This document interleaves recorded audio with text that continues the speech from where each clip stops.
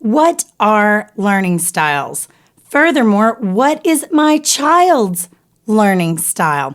Maybe someone told you that you needed to look up learning styles for your child, and that's why you're here today. Well, stick around. I'm going to talk to you all about learning styles and even include a free download for you explaining the different learning styles.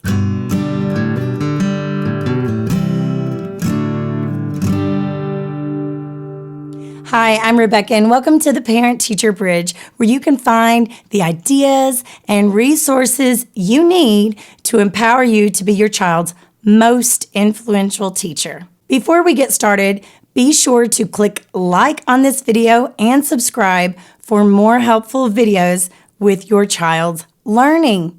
Do you know your own learning style? Comment below and tell me how you know that's your learning style. Now, depending on who you ask or what article you read, there are about 3 or 4 primary learning styles, and they might say 3: visual, auditory, and kinesthetic. Or they might say there are 4: visual, auditory, reading, writing, and kinesthetic. Now, I will go over each one of these learning styles in just a bit, but before we dig in, I wanted to make you aware of some of the research that I found when I was preparing for this video. So in the description below, you will find 2 links, one from Vanderbilt University and one from the American Psychological Association. And what they talk about is that there really hasn't been true scientific evidence to support that if one teaches to a person's specific learning style, that person will indeed learn the material better. So there's no scientific evidence linking that, even though they have searched this for a long amount of time. Now, despite the lack of scientific evidence, still most people believe in learning styles. One of the reasons why so many people believe in the different learning styles might be that it's closely related to the idea of metacognition, which is basically thinking about how you think. So let's imagine that you just took a test and you did poorly on it. And the next time you take another test for that class, you decide to study in a different way and you do better on the test. And then you reflect on, okay, I seem to be learning better when I'm doing this or that. So when you're thinking about your own thinking, that is metacognition. And that ties very closely to the different learning styles. And there is a lot of research that supports the idea of metacognition. I'll include some links in the description below. Now, one thing that stuck out to me as I was reading about learning styles and what the experts have to say about them is that they agree that the content should drive the way in which it's presented. So let's think about that. For example, if you were going to be studying about chemical changes in science, you might best learn about that in an experiment rather than just reading a chapter and answering questions. Or if you were to study about sentences and parts of sentences, you might learn better actually drawing the sentence out on a sentence diagram. Now, there may be some research that does support that using a particular style of teaching fits certain subjects better.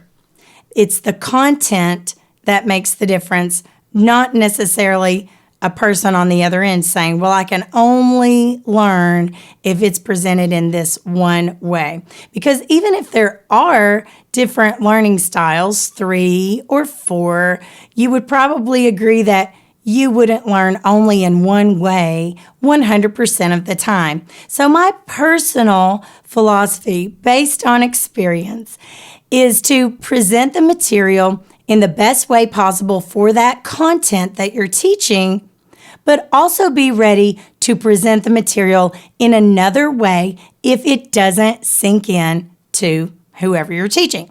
So if you're teaching a class of students, you might want to show it in a few different ways, present the material in a few different ways. You might do an experiment, or you might do a chart about it. So you're presenting it in different ways. Or if you're working with your own child at home, you might start out something as simple as a textbook and some questions and notes, but that may not work at first, and you may go to something else.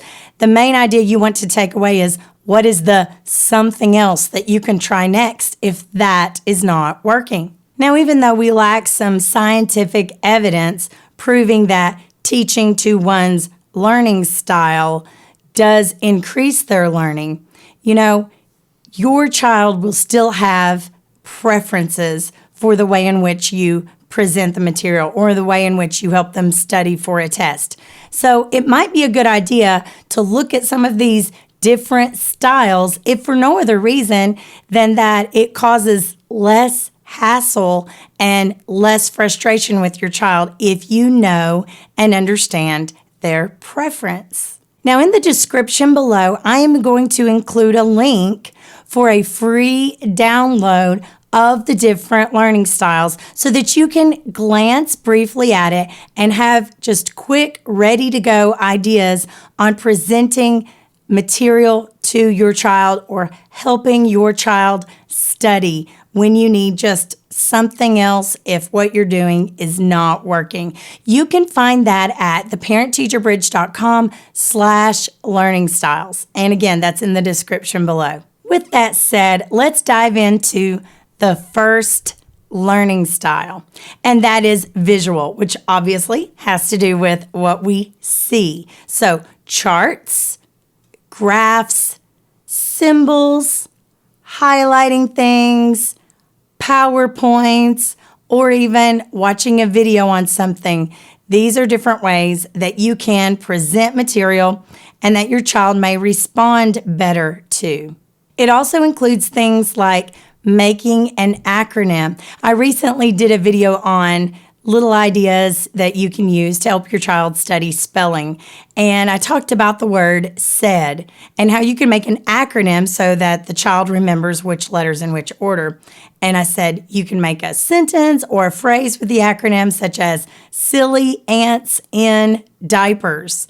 Okay, so that's just a funny way to remember that it's SAID for the word said. That might work and be a way of visually presenting the information. The next way of learning is auditory. So that deals with hearing things. Someone who says they're an auditory learner, or one way to present information as auditory, is to listen to podcasts, to do well listening to lectures or stories, and they're just hearing the information and being able to repeat it back, summarizing what they understand. Another way of auditory learning is just having discussions and conversations about things. Sometimes when you're working with your child, you don't always have to have a worksheet. You can just sit and talk and discuss the material. So that is another way of auditory learning, or presenting the information in an auditory way. Now, another way of presenting the information that has been differentiated from just visual is reading and writing. So that would not necessarily mean symbols, but actually writing words down and taking notes and maybe researching something, reading about it on the internet. That would be the reading and writing way of presenting the information. And the last learning style or way of presenting your content is kinesthetic, which deals with movement. That might be movement of the hands, that might be movement of the entire body. Sometimes people say tactile learning or hands-on learning. So games might be involved, experiments, doing a certain movement or a dance, like say you're learning the months of the year and you're doing the Macarena to that. That's obviously kinesthetic learning. Another form of kinesthetic learning that you can try is just role playing. And we know that that can be very useful in studying things like character education, or how better could you respond in this situation.